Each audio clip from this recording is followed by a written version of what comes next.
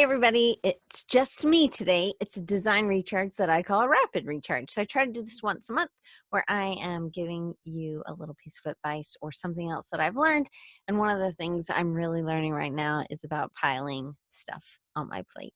As I am learning to say no, or I just try to always think about what I'm learning in a good way, even though I sort of feel overloaded and maybe under the gun a little bit.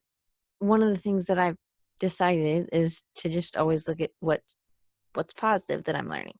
So, one of the things is that when I say yes, I like to say yes to projects that are new to me, that are a challenge, whether it be by time or be by that I don't know and I'm learning. I know last winter, it was in December, my friend Brian White asked me if I wanted to work on a website. And I said, yeah.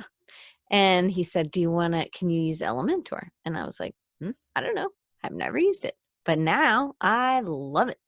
And here's the thing. I think because I'm willing to try things and because I'm willing to do things, I am stronger for it and I'm continuing to learn. And I think that's really good because if not, maybe I get stagnant. The other thing is that I do challenges and I try to do challenges. And that's one of the things that in the month of November, the patrons of Design Recharge, we're going to do another challenge and I'm going to post it this weekend. And it is hopefully a challenge that it's just like a 15-day challenge, 10-day challenge, whatever you choose. And why we do those things is to just get us out of a rut and maybe to see how far we can push ourselves. I am a fan of Survivor. I'm not watching this season, but I love the show. I love how you're really kind of pushing yourself both mentally, physically, emotionally. I think that it's really difficult for a lot of people in different ways than they had expected. I think for me, I would really not like all the bugs and I wouldn't like the cold. I don't like to be cold. I live in Alabama and I wear a puffy vest, right? Like I'm on the Gulf Coast here, people. Like I probably don't need a puffy vest, but I do. For me, I need a puffy vest and I wear it a lot. So I just think you have to be able to know where your limits are. And I think it's good to push yourself. I don't think you can live on the island of Survivor. They do 40 days. It's just 40-day challenge. So, with things that I'm trying, I think 3 months, it's not like I'm diving so deep that I can't get out of it, but I am pushing myself to do some things. And it's not like I can just clear out my schedule and just work on this thing. I'm just like you. I feel like I have 3 jobs. I do client work. I teach. I do my podcast. I do the Power Station, which is like a coaching platform. And those are things I'm committed to. And those are, so Design Recharge and Recharging You, that's a business. And then Little Bird is my company, and that's a business. And then I teach. And those are 3 separate things. Now, I need them all to be able to teach. And I need them all to be a good teacher. I think I definitely need to be able to be a designer. But I think the coaching comes in and helps me because I'm reading about leadership or I'm reading about business and I'm teaching my students that. But the same way, the things that I'm teaching my students or the things that I'm learning in the classroom affect what I can teach and what I can, it gives me access to things that maybe I wouldn't have access to. It also gives me some time that maybe other people don't necessarily have. It's weird because I think in school, I have one persona. The teacher persona is very different than my designer persona. It's also different than my encourager, mentor kind of persona. So much so that people would think that when I'm in Bend, Oregon, that they would never think that my students would not like me or be frustrated with me, or that that there's something that is I'm not super nice all the time, right? I have really clear limits, but I made a decision a long time ago not to be my students' friends, but to really be like a parent in a way. But I'm choosing to be a coach because I want them to be the best they absolutely can be. I definitely am encouraging. They might not feel like that all the time, but I also am not going to let up just because they made one mark. One mark isn't enough. You can't do one push up and be okay going out on the field on Saturday. I need you to really push, and I need you to be the best you possibly can be. And I know that sometimes that's not always, you don't know how far you can push yourself, I think. And I think that's what I'm learning about the overloading my plate, piling it on. That's why I called this episode that. So, um, I I don't always say yes, but I say yes a lot, especially to things that I don't know how to do, but that is interesting to me. And I think that that's important. So, what have you said yes to recently that maybe um you're regretting? Or but then what have you learned that you didn't expect to learn? Or maybe it was a project that you thought was going to go easier, you said yes, and then there's all this learning or all this research that you had to do because of it. So I think that that's a game, like I learned a lot about Elementor and it changed my business. To be honest, it totally changed how how I build websites, and it changed the speed, right? Um, I overcommit regularly because I so want to help people. And I always put myself last. Now, this is not necessarily the best thing, but I think it has benefited me in the past in a lot of different ways. I think that when you sacrifice something, people notice.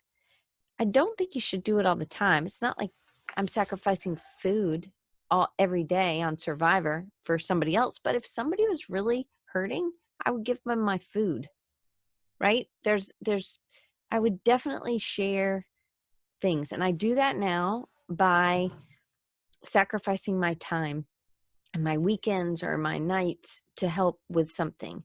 So, what are you sacrificing for others right now? Or are you really focused on making you comfortable?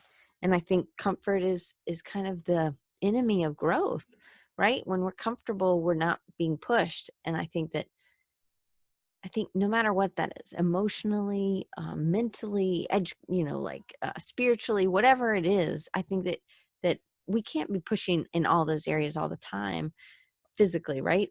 But we can choose to push ourselves, and sometimes we need to coast, right?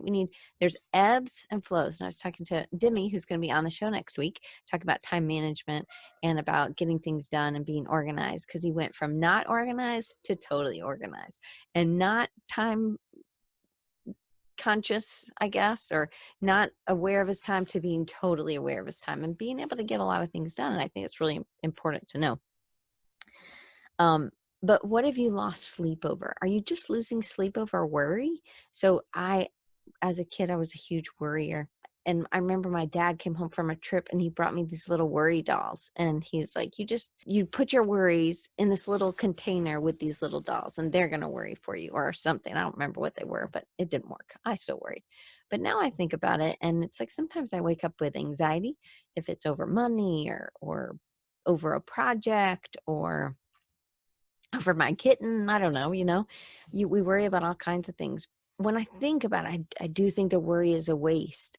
I mean, I wish I didn't worry, and I don't worry as much as I used to, but I think about, well, what can I do right now to make the worry not as big? So me sitting there in bed worrying about it doesn't do anything to getting the job done. So if I'm worried about taking out the garbage and I just think about it and think about it and think about it, it would have been better. Would have been a better use of my time. I would have been able to sleep if I just got up, took the garbage out, and then came back to bed, because then that worry is done, right? So if something is consuming you, then why aren't you putting time into that thing? So again, there's two different people, two different sides.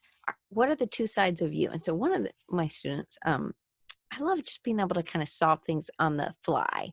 And I think it's just being empathetic and being somebody who is empathetic.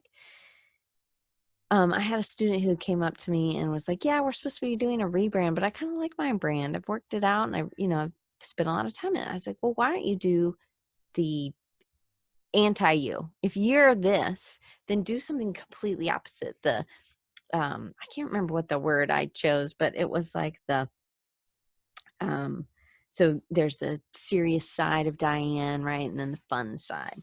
And if I always am the hard ass side at school, then maybe I do the fun side on the other, because I want to have that. There are things about that anti me, right?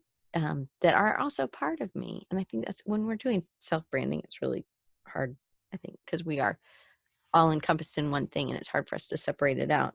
Um, but we do have to choose then what's most important. So if you did, one of the things with the collage stuff that I was working on was that I wanted to just have more fun. Didn't want to be on the computer. I wanted to do things with my hands. And so I did. It's been one of the most fun things that I've done. So I did the skateboard deck, which started it, but it wasn't in physically. I just was scanning things in and I was collaging in the computer, which was fine. And then I did the CAN project, which was a 30-day project that we did with Design Recharge Bevs. And that I did all by hand. That was like one of the things that I wanted to have them all done by hand. I really enjoyed it. And it really sparked something. It gave me new life. And I had parameters and I had things that I was having um, to work within. And now I'm working on another collage project, a children's book, and I did all the drawings on the iPad, and then just the black drawings, right? And then I did collage, and then I did watercolor on top of the collage, like I always do, and or like I do a lot of times. And that to me is like, okay, well, this is a really good marrying of those two mediums, the digital and the collage. And I've had to do a little Photoshop, but it's only in places where things didn't really match up. But I'm cutting things out, and it's like paper dolls, or it's just fun to get my hands busy and to stand up and work.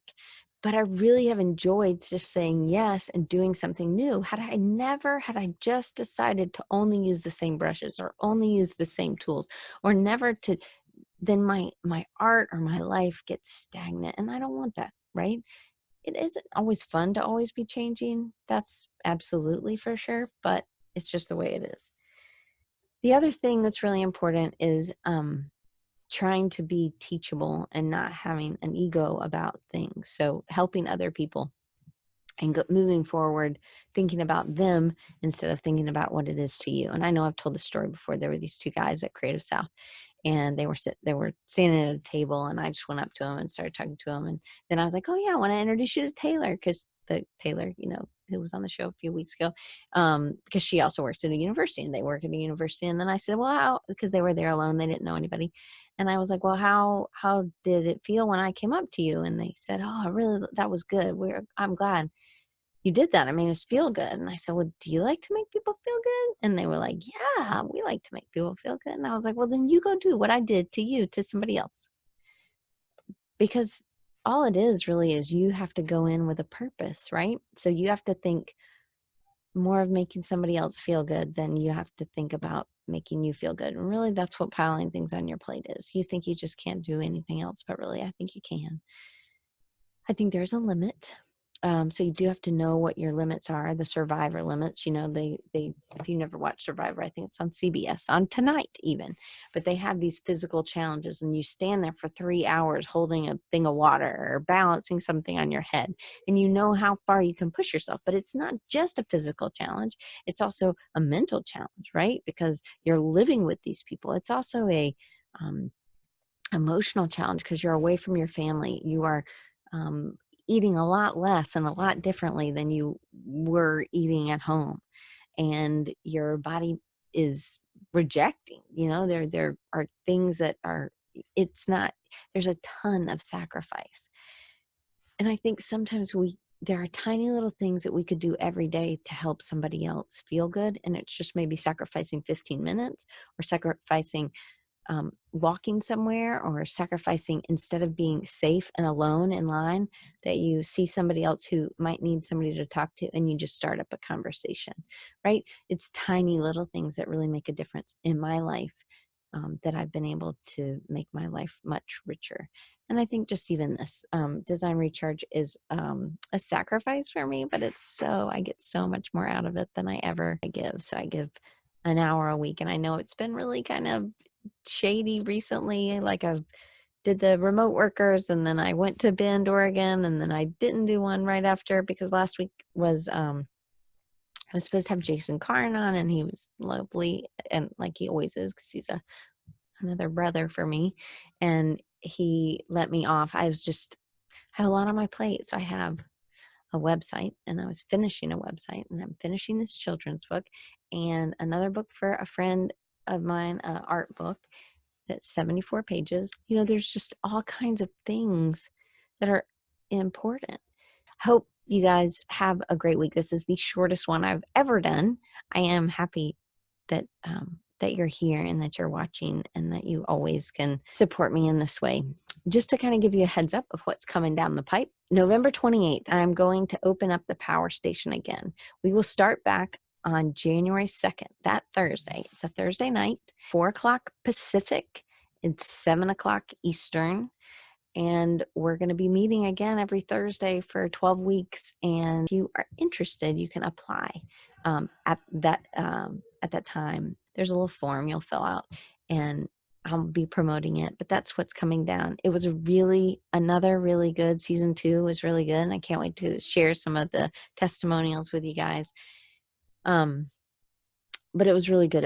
It's a great group of people, and we're growing, and man, we're stronger together for sure. So I hope you guys will join me. If you're interested, you can go to rechargingyou/power station and check it out. Check out the information about it.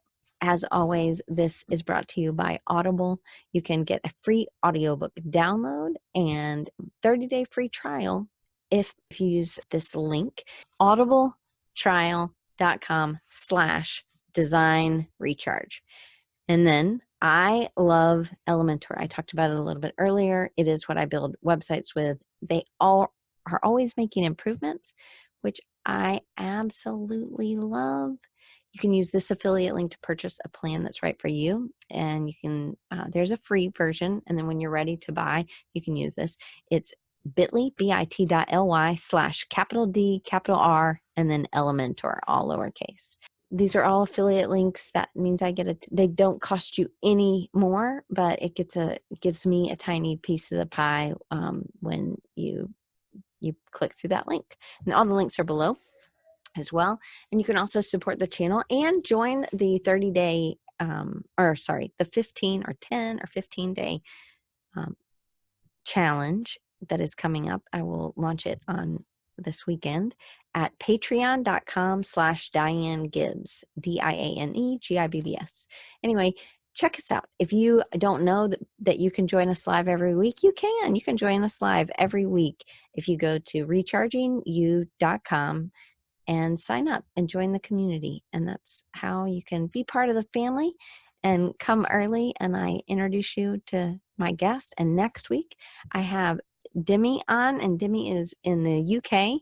He is from Greece. He speaks tons of different languages, and he has a great story. And he's a designer, but he loves signs and symbols.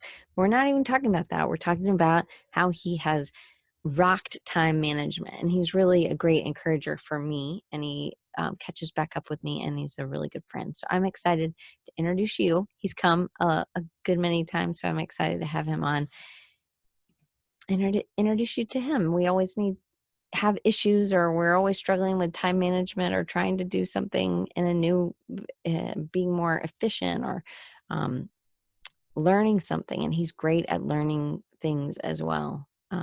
So you can check it out next week on Wednesday, on November 13th at 2:30 Eastern, 11:30 a.m. Pacific. And if you're in the UK, it's other times, +6, I think. So we'll see you guys next week. I can't believe it. I did under 30 minutes. Anyway, Have a great week.